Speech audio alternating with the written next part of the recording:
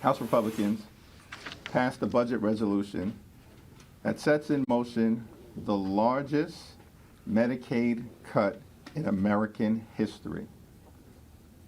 Children will be devastated. So I know this is a somewhat jarring turn, but we're going to go from rare earth minerals to Medicaid and its future. That was House Minority Leader Hakeem Jeffries today on the budget resolution House Republicans passed earlier this week. I want to bring in Washington Democratic Congresswoman and chair of the Democratic Congressional Campaign Committee, Suzan DelBene.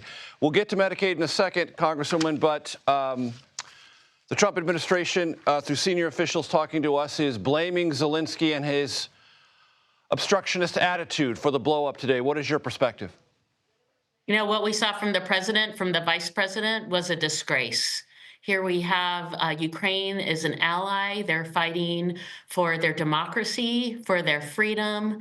And instead of supporting them, we have a president and vice president who are petty and small.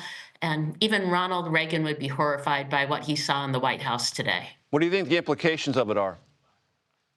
Well, I think it puts, it's a very dangerous situation. We should be standing by our allies, and it's just disgraceful and shameful what we saw at the White House.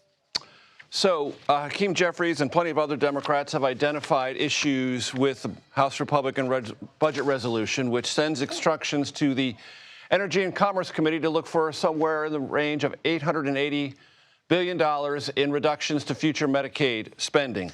As you know, Congresswoman, Medicaid spending has been going up and up and up at a faster rate than Social Security and Medicare. There are bipartisan analysts who've looked at that and said there are ways to save within Medicaid that do not necessarily or would not necessarily have to harm beneficiaries directly. Are Democrats open to any of those reforms, or is their political posture going to be you can't touch it at all?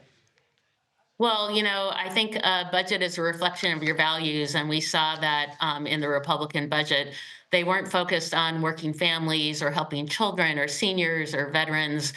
Their one focus was tax cuts for the wealthiest and the well-connected.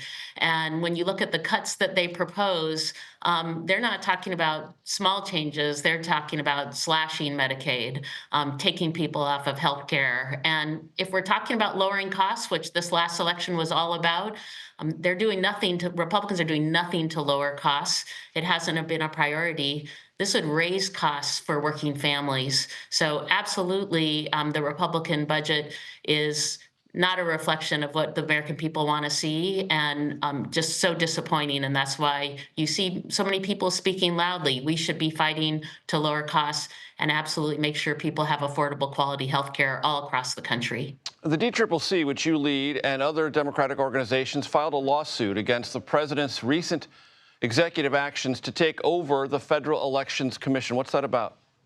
Well, you know, the Federal Election Commission is supposed to be an independent commission, making sure that folks are following the laws so that we have free and fair elections.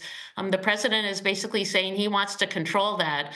And that has nothing to do with free and fair elections. That has to do with him wanting to be able to say things should be done in a way that he wants. He is not an independent, nonpartisan person to be in charge there. So we think the Federal Elections Commission should be an independent commission and should be upholding election laws that have been put in place.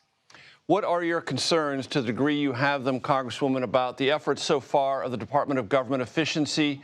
And have you heard from constituents, because we've been picking this up in town halls across the country, that alarmed either federal workers or their family members or those who are supported by the salaries of those federal workers simply do not believe Democrats in Congress are sounding enough of an alarm or doing enough to reverse this?